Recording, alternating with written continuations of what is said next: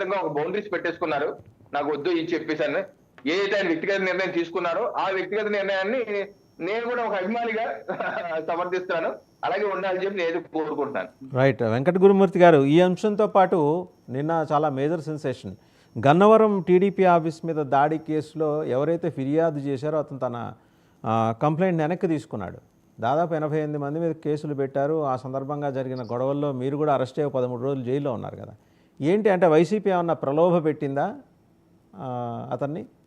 అతని పేరేదో హర్షవర్ధన్ అనుకుంటాను. అవునండి. వాసుదేవన్ గారు, మీకు ప్యానల్లో ఉన్నటువంటి మిత్రులకు, డబల్9 టీవీ వీక్షకులకు హృదయపూర్వక నమస్కారాలు తెలియజేసుకుంటూ, ఏదైతే గన్నవరం కేసుకు సంబంధించి ఆ రోజున జరిగినటువంటి సంఘటన ఏంటంటే, దొంతు చెన్న అనేటువంటి బీసీ నాయకుడు ఒక ప్రెస్ మీట్ పెట్టాడు. ఎవరి మీద పెట్టాడు? అంతకుముందు వల్లభనేని వంశీ, ఆ రోజు శాసనసభ్యుడిగా ఉన్నటువంటి వల్లభనేని వంశీ చంద్రబాబు నాయుడు గారి మీద ఏదో మాట్లాడితే దాని మీద కౌంటర్ పెట్టాడు. పెట్టినటువంటి సందర్భంలో అతని ఇంటి మీద అటాక్ చేసి అతను నానా ఇబ్బందులు పెట్టి, యాక్చువల్ గా ఆ రోజు అతని ఇంట్లో లేడు, నానా గొడవ చేసి తిట్టి అవన్నీ పగల కొట్టి బీభత్సం చేసి వెళ్ళాడు. ఆ సందర్భంలో మేము కేసు పెడతాకని ఆ రోజు యాక్చువల్ గా నేను బీసీ విభాగంలో జనరల్ సెక్రటరీ కూడా, ఆ రోజు అధ్యక్షుడిగా ఉన్నటువంటి పుల్ రవీంద్ర గారు బయటికి వెళ్ళినటువంటి సందర్భంలో నన్ను వెళ్ళమన్నారు గన్నవరం. నేను వెళ్ళాను. ఆ రోజున యాక్చువల్ గా నిజం చెప్పాలంటే ఒక లాయర్ కూడా వచ్చి కేసు రాయటానికి ఇష్టపడకపోతే నేనే కేసు రాసి, మేము అక్కడ పార్టీ కార్యాలయం నుంచి అందరం కూడా వెళ్ళి కార్యాలయం దగ్గర నుంచి పోలీస్ స్టేషన్కి వెళ్ళాం. పోలీస్ స్టేషన్ దగ్గరికి వెళ్ళే సమయంలో వల్లభనేని వంశీ ఆ రోజున తన అనుచరులతో, మరి గోండాలతో, రౌడీలతో వచ్చి పార్టీ కార్యాలయాన్ని ధ్వంసం చేయడం కాకుండా, ఆ రోజు మా ఒక 5-6 కార్లు మా ఉంటే మొత్తం కార్లన్నీ కూడా పగల కొట్టేస్తారు. మొత్తం అంతా కూడా అందరికి తెలుసు, అది ప్రపంచం అంతా తెలుసు. ఆ రోజు జరిగినటువంటి సంఘటన టీవీల్లో వచ్చినాయి, మొత్తం కూడా చూశారు. అయితే మేము ఆ రోజున మరి జరిగినటువంటి సంఘటనని ఆ రోజు వాళ్ళు ఏం చేశారంటే, మా కార్యాలయం మీద దాడి చేసి మా కార్లు పగలకొట్టి మమ్మల్ని ఆ రోజున మేము పోలీస్ స్టేషన్ లో రిపోర్ట్ ఇచ్చి వెనుతిరిగే సమయంలో మొత్తం జరిగిపోయింది. మేము ఆఫీస్ బయలుదేరే సందర్భంలో ఆ రోజు పట్టాభి గారు కూడా మాతో పాటు ఉన్నారు. పట్టాభి గారి మీద అటాక్ వచ్చారు. మేము పట్టాభి గారిని అనుకోకుండా ఆ రోజు అక్కడి నుంచి తప్పించాం. లేని పక్షంలో ఆ రోజున పట్టాభి గారిని ఏదో కూడా చేసేవాళ్ళు. ఎందుకంటే 100 మంది పైన వాళ్ళు 200 మంది వచ్చి దాడి చేసిన సంఘటన అది. తర్వాత మేము వెళ్ళాం, కార్యాలయాన్ని దగ్గరికి వెళ్ళాం. తర్వాత మా మీద దాడి చేశారు, అన్ని చేసి కూడా మా మీద కేసులు పెడితే మేము 13 రోజులు రాజమండ్రి జైలుకి వెళ్ళాం.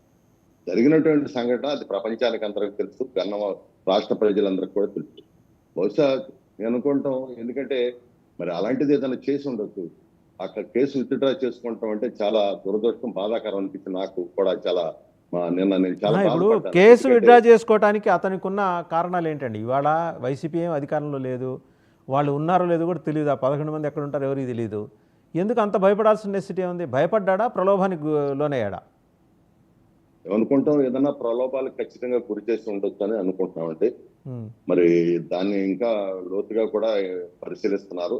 ఇది ఎందుకంటే జరిగినటువంటి సంఘటనే ఇప్పుడు ఏదో జరిగింది జరగలేదని చెప్పడానికి లేదు కదండి. ఆ రోజున మేము జైలుకి వెళ్ళి వచ్చింది మేము, కార్యాలయం పగలగొట్టించుకుంది మేము, మా కార్లు పగలగొట్టించుకుంది మేము, అన్ని చేసుకుంది మేము. ఆ రోజు ఆపరేటర్ గా, మరి కంప్యూటర్ ఆపరేటర్ గా ఉన్నటువంటి మరి సత్యవర్ధన్తో మేము కేసు పెట్టించినటువంటి సందర్భంలో మరి ఆయన 2 రోజుల క్రితం మరి జడ్జి గారి దగ్గరికి వెళ్ళి ఆ విధంగా చేయడం అంటే ఇది మాకు చాలా బాధ అనిపించింది. మరి దీనికి వెనక ఏం జరిగింది, ఏంటి ప్రలోభాలు? మీకు అద్భుతమైన నెట్వర్క్, నాలెడ్జ్ సెంటర్, తర్వాత ఇంటెలిజెన్స్ వింగ్ ఇన్ని పని చేస్తుంటాయి కదా సార్. ఇది ఊహించలేకపోయారా మీరు? ఈ సత్యవర్ధన్ ఇట్లా యూటర్న్ తీసుకుంటాడని? అంటే ఇక్కడ ఏమైందంటేనండి, జనరల్ గా తెలుగుదేశం ఎన్డీఏ కూటమి ప్రభుత్వం వచ్చిన తర్వాత గతంలో 5 సంవత్సరాలు ఏ విధంగా అంటే స్టేషన్కి వెళ్తే భయపడేవాళ్ళం. ఉదాహరణకి తోట్లవల్లూరు మండలం మాది. ఆ రోజున ఉన్నటువంటి ఎస్ఐ గారు నాకు చెప్పాడు, మీరు స్టేషన్కి రావటానికి వెళ్ళలేదు, రావద్దని చెప్పారు వైసీపీ వాళ్ళు మిమ్మల్ని అని చెప్పారు. కానీ ఈ రోజు ఏమైంది, స్వేచ్ఛ ఎక్కువైపోయింది. స్వేచ్ఛ ఎక్కువైంది కాబట్టి ఏదైనా జరిగి ఉండొచ్చు అని నేను అనుకుంటున్నాను. రైట్.